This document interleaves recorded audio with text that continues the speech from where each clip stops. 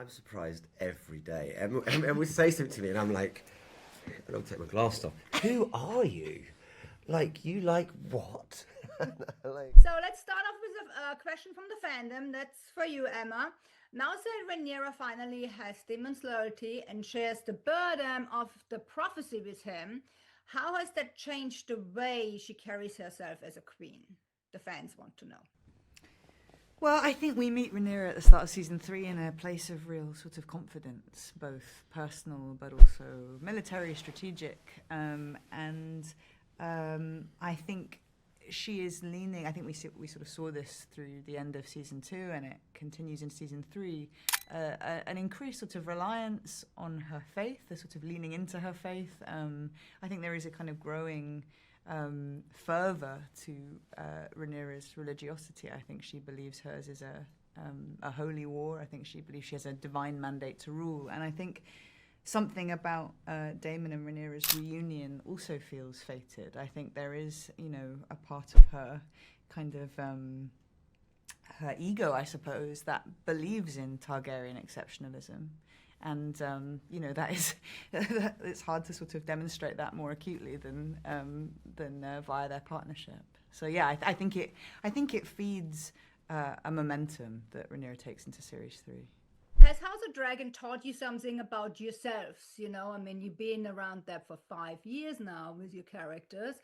Have you picked something up from your character for your own lives? How not to behave. I mean, Daemon. Do you know what? What I do admire about Daemon is that he has the conviction of his own mind. For right or wrong, there's a real trust in himself, regardless of what people think. He couldn't give a fuck, And I think there's that sense of cavalier. The sense of the cavalier in him, I think, is something that is actually I really admire about him. Yeah, and.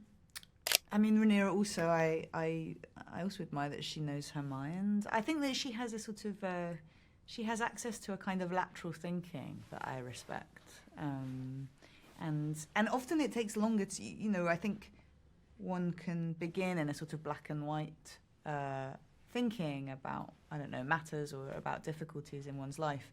And resolution is often found in the grey. And certainly in season 2 we saw Rhaenyra find kind of grey solutions to complex problems, and yeah, I think there's something that I can take from her there.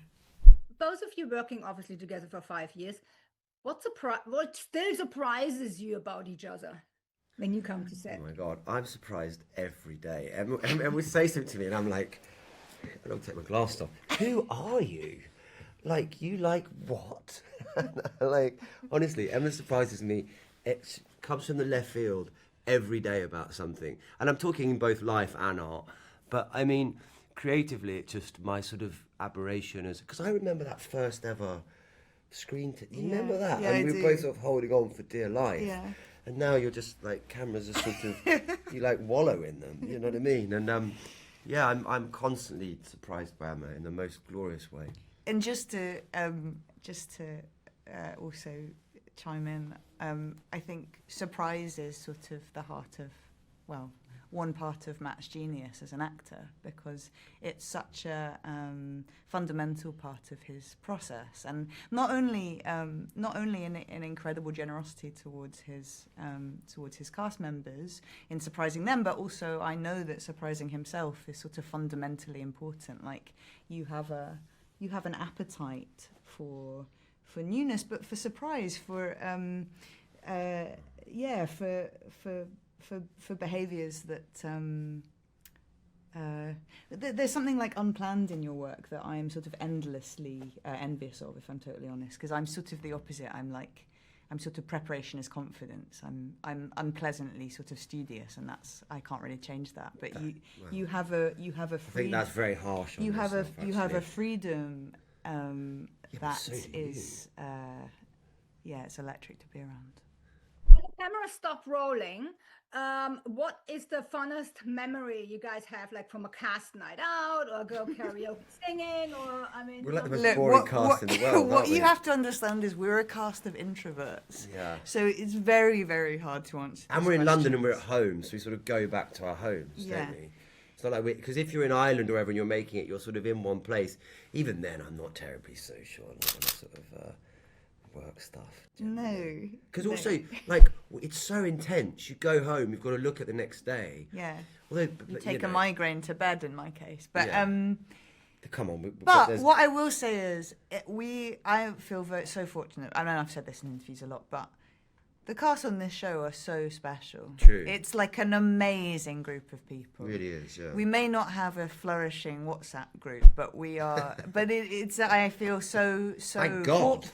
Thank God, honestly, and because I sometimes reflect on how extraordinary it is that people I met via the show are like columns in my life and will be. I hope forever. And there's something strange about our work where you sort of walk into a job and suddenly it re-landscapes your life, and I feel incredibly fortunate for the connections and like loves I've made on this job. Yeah. Thank you so much. Thank you. Have a good day. much. Ciao. Bye. Bye-bye. Bye.